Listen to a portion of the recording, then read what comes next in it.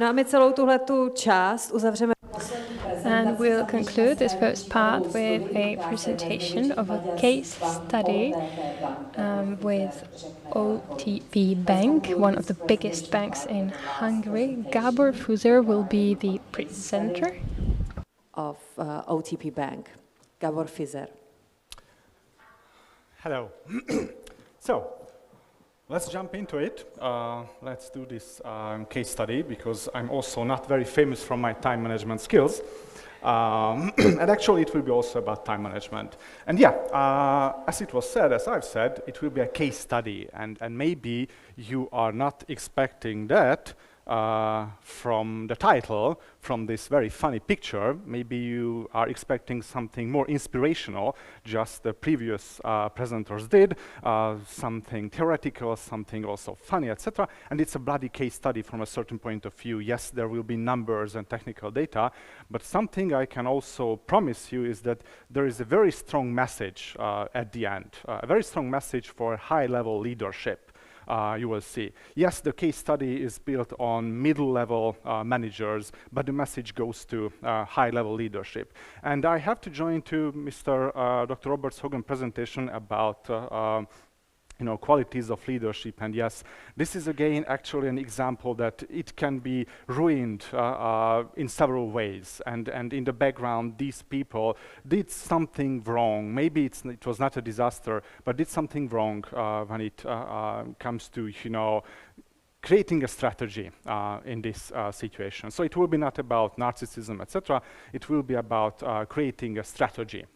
So let's jump into it, but before showing you those bloody numbers, let's discuss where this title is coming from.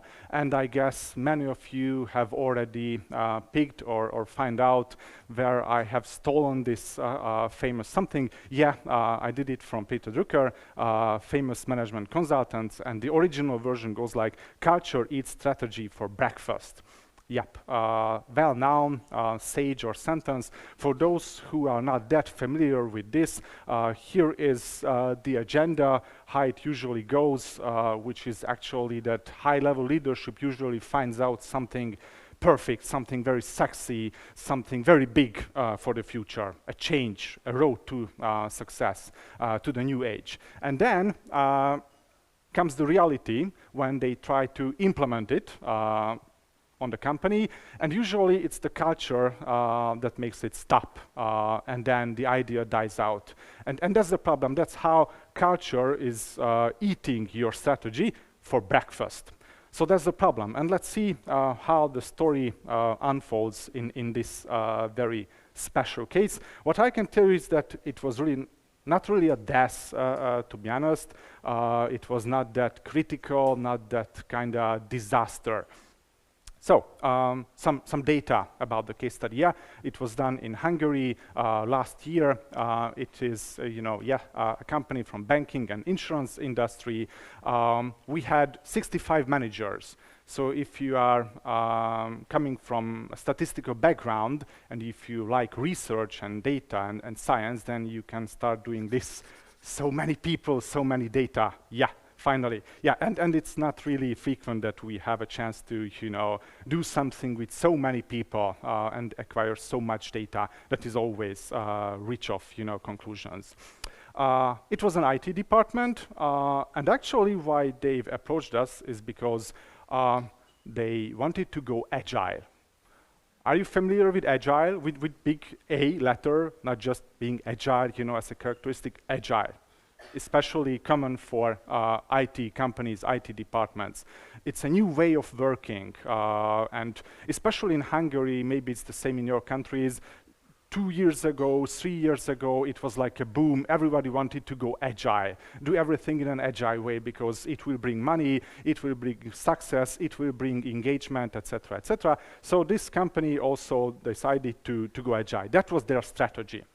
But after 1 year, they felt that, it's it's not a success story. It's a success story. It's not a disaster. But you know, when somebody would like to go agile and would like to change the world, then they would like to be on the cover page of Forbes after a year, stating that we have this amount of success, this amount of happy people, and this amount of money, and wow, we did it. And they couldn't do it.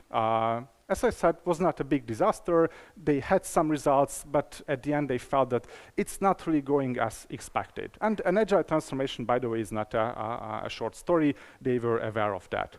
So they came to us and said that, okay, let's do some kind of research, let's check it. And you know, yes, they focused on the right spot, I mean human beings and employees, which was not a big deal because, you know, they've invested tons of money. They've pumped millions into the hard transformation of agile, creating new processes, you know, backlogs, ceremonies. If you are familiar with agile, these words will mean something to you. So they had this feeling that, okay, all those money should be okay.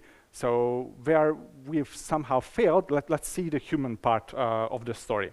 So, we said that let's do some kind of assessment on these people. Let's see how they are doing. And yes, we've said that let's use Hogan personality inventory. Let's see the day-to-day behaviors of these people. And we had a chance really to measure, to assess so many people. And here you can see the outcome. Please first try to focus on the histograms and not on this orange line. And well, from a certain point of view, it might be shocking, or you might feel that, wow, strange, or what else? Well, if you are familiar with the Hogan scales, but maybe it's not just about Hogan scales, I mean, you can see that there are fairly high numbers on certain scales. So you can really feel a culture behind these people. A culture, for me, means right now they are behaving in the same way. There is something common in these people. And these things are, you know, spotted on those scales that are higher than the average. If you go out to the street and you just simply catch people, the average will be, after some mathematical tricks, around 50. That's normal. And here you can see much higher numbers, especially if you look at prudence. If you're really familiar with statistics, you know that computing the average of 65 people and having that outcome is brutal. You can guess the standard deviation of people in the background when it comes to prudence. And if you miss standard deviation, I can tell you that it was there, not a big deal. Bigger scales or bigger results, higher scales had somewhat lower standard deviation. Moderate scales like sociability had a little bit bigger standard deviation, but nothing special. So altogether, we have bumped into a bunch of middle managers who were very calm because of adjustment, also somewhat ambitious. As you can see, it is above 65. They had different sociabilities. Some of them were introverted, some of them were extroverted. They were very high on interpersonal sensitivity, great culture from this perspective. They were totally high on prudence, and they had somewhat high inquisitive, you know, big picture approach, learning, etc., etc. And for those who really need some help in terms of prudence, it's about if it's high, it's really about, you know, detail orientation, quality orientation, rule following, being planful, etc. So this is what we have found, and as you can see with the orange line, we have immediately spotted the root cause of the problem, because when it comes to an agile profile, well, actually, it should look like something like this. Moderate-ish adjustment. You have to be aware of what is happening around you. It's not okay to be completely calm. Yes, you have to be ambitious. I think it's trivial. You have to have sociability because interactions does matter a lot in agile teams. They have to communicate. They have to cooperate. That's why you really have to have higher interpersonal sensitivity. You have to have high inquisitive learning approach, full of ideas, you know, open for everything. And yeah, unfortunately, you have to have lower prudence because the agile way of working is a very flexible way of working. You have to let things go away. You have to reprioritize sometimes every day or every second week. And guess what? It's not really working with an extremely high level of prudence.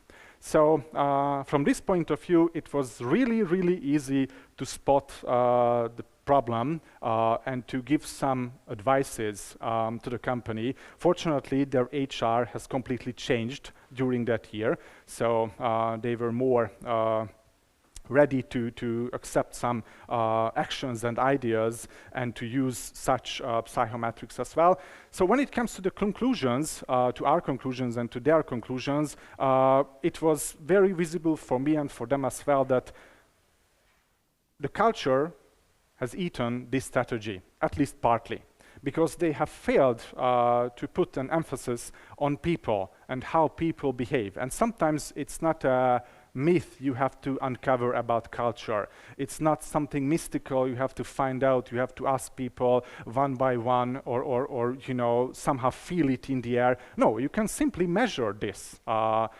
If you define culture as a behavior pattern, it is easy to define, it is easy to assess, and then you will have the results that will show you that it's not just a bunch of people here on this chart, you know, gathered from the street. They have a certain pattern in their behavior. They have something in common. And unfortunately, when it comes to prudence, it was a killing effect for Agile, at least partly.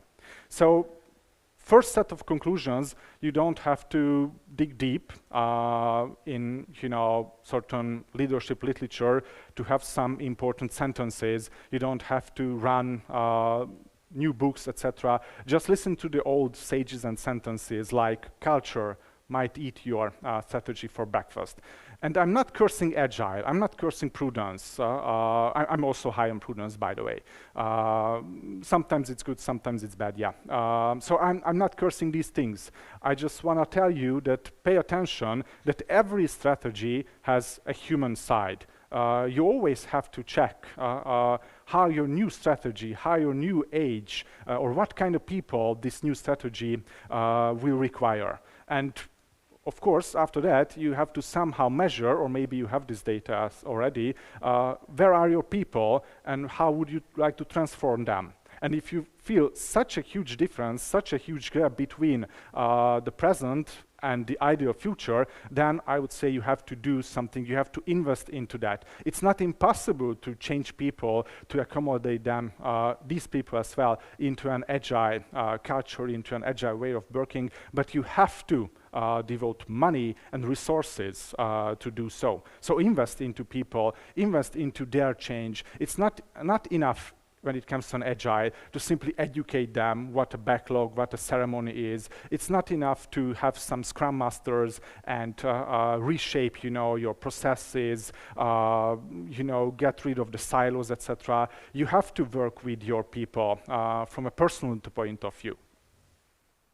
So, culture eats strategy, at least partly, for breakfast. And now if you wonder what I'm going to tell you in the next, I don't know how many minutes I have.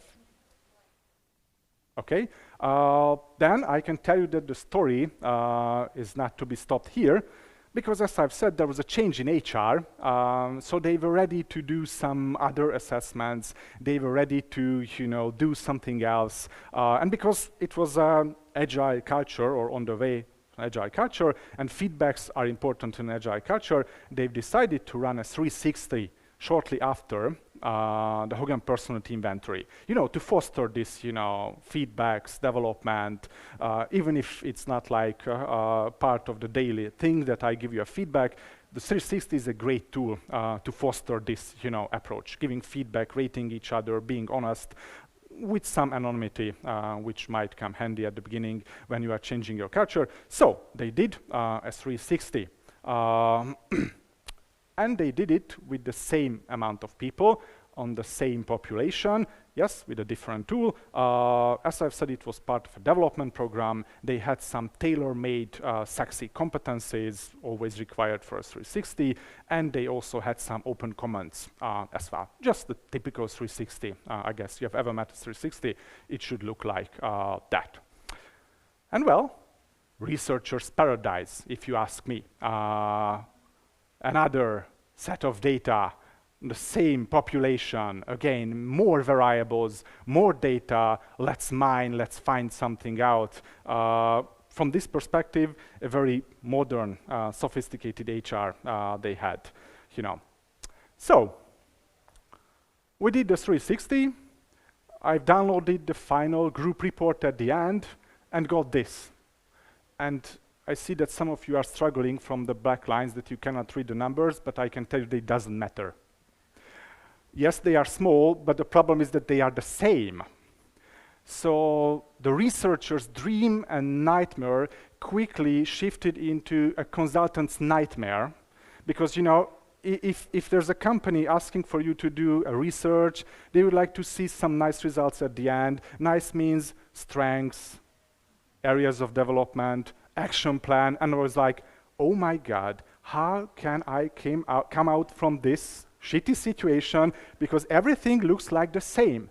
People are the same on the competencies, and people are the same between the competencies as well. Maybe you can pick developing others with 3.3, but actually it's not strong enough. The differences are very tiny. And yes, there were some kind of standard deviation again in the background. Some people were like black sheeps, okay, some of them, really only some of them had somewhat weaker results.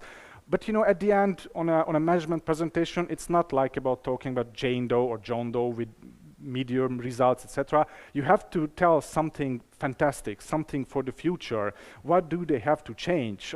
You also have to praise them a little bit if there are some strengths, and there should be some strengths. So I was really worried. I had many sleepless nights how to come out from this situation. And one of these sleepless nights, I had an idea that started with a what if? Because I've started to remember that, hey guys, this study with the HPI was not that long ago. What if that bloody prudence culture affects this one as well? So, what I did is that I've dreamed about a correlation study between HPI and the 360 results. But you know, if you are familiar with statistics, it's not like, let's put everything into one bloody huge data and then correlate everything with everything. No, that's not professional enough. You have to have some assumption, you have to have some hypothesis. And in order to do so, of course, I did a quick mapping. And mapping for us means that you are somehow aligning Hogan scales to these competencies.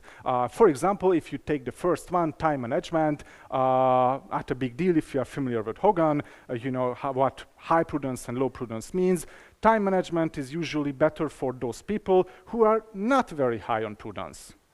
Just look at me, I'm high, and I always have some problems with my time management. Actually, I always receive some comments in my own 360s about my time management, even if I'm working on that. It's a lower amount, but it's still there. So, you know, if you are flexible, if you are not there to do everything on the same super fantastic level, your time management will be much better. And the same is true, maybe cooperation we can focus also. I think it's very trivial. In order to have a nice level of cooperation on an individual level, the person should have high interpersonal sensitivity. I would say really trivial. You have to be kind, tactful, etc., etc. So this is mapping in a nutshell. If you like to be more familiar with how mapping goes, because it's possible to do with every kind of competency, please come to our advanced certification trainings. That was the sales part. So, I had my assumptions, and I said that, okay, let's start with time management. You know, I also have some problems. It's close to me. Let's see time management and, of course, prudence, how they look like if you run a correlation. And here it is. And again, if you are not fully familiar with statistics, there are two axes. The one is time management there, the other is prudence, and the line is the trend line. And when I pushed that button, run test, in the statistical program, and got this, first I felt like, okay, something went wrong. Maybe I've accidentally reversed the data, or one of the axes are maybe mirrored, or something is wrong. But unfortunately, when I redid the correlation again and again, I received the same outcome, which tells you that prudence is positively correlating with time management skills. People in this company, in this department, felt that if you are higher on prudence, your time management is even better than others, which goes completely against my assumption, what Hogan says and defines about prudence, low prudence and high prudence. So I was shocked immediately. It's not like, you know, the correlation is gone, it's not negative. No, it was completely reversed. It was a positive, significant correlation. I did that test as well. It's not just, you know, nice numbers and, you know, something there. It was a significant correlation on a 0.05 level, if you know statistics. So one of my eyes were crying, the other was laughing. I found something, and again, it was a testament what prudence might do with you. So I've immediately dropped my professional statistical approach and decided to, okay, let's do a correlation, everything with prudence. Okay, hell with the assumptions, let's do that bloody amount of correlations, only solely with prudence. And here's what I had at the end that told me that, yeah, this high prudent had some effects on some other things as well, where there should have been no connection. Like prudence had a positive correlation with cooperation instead of interpersonal sensitivity. There was a positive correlation with developing others, and then also a positive correlation with motivating others. And with organizing, if you remember from the previous page, there should be a positive correlation. You are better in organizing if you are planful, structured, blah, blah, blah, blah. It was killed. This kind of correlation. It was not this kind of correlation. It was not there. It was not statistically significant. And actually, this was the moment when I really realized that what culture can do with you, what culture can do with your overall strategy, what culture can do with your assessment strategy. And I'm not cursing 360. 360 is, I think, a great tool. I'm using it basically every week, giving feedbacks on individual level, etc., etc. But when it comes to such a culture, this tool is actually not really efficient. I can tell you that there was another savior for me at the end for the presentation, for the management presentation. But actually, when it comes to this numerical part of a 360, it will be eaten by this culture, because it's a real culture. It's not just people behaving in the same way. People started to reward each other for being prudent. It was a self-sustaining super culture of high prudence. We are all high on prudence, but if you are higher, you will get even better, you know, ratings from me. Great, isn't it? Even if the competency should have zero connection with prudence, just by the fact that you are more prudent, you will receive better ratings. From such a situation, it's actually impossible to, you know, derive results, meaningful outcomes and actions, etc., because the culture has eaten your assessment strategy. The culture has eaten the numerical part of the 360. So conclusion number 2, or set 2, culture will create a bias, how people see each other. And that's why you have to be careful with the 360. You have to be careful with any other ways of assessments that rely on people rating other people, asking people about other people. So the culture is strongly there. It will change the picture, and you will get the wrong results at the end, the wrong conclusions, etc. Yeah, so effectiveness are to be handled carefully, and here is the savior for me. I've really used in my management presentation the open comment section, by the way. Because in the open comment section, even if they were all prudent and they praised prudence, they started to give such comments to each other like working too much, working day and night, your, work-life balance should be a little bit, redesigned, etc., etc. So from the open comment section, I was able to derive some meaningful outcomes to build on certain actions and strategies for this company, how to move on. And yes, fortunately, as I've said, it is a very modern HR they have, so they were also opened for this kind of results and conclusions as well about prudence, and they have finally understood what prudence means for them. And actually, the trick is that they have built this culture.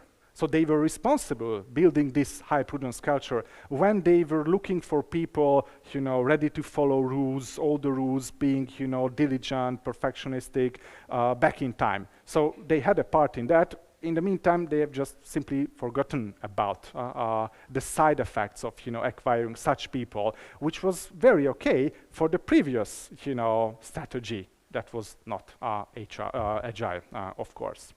So coming back to final conclusions, open comments never leave out from your 360 and always pay attention to the culture. Come to us to assess it. Thank you very much.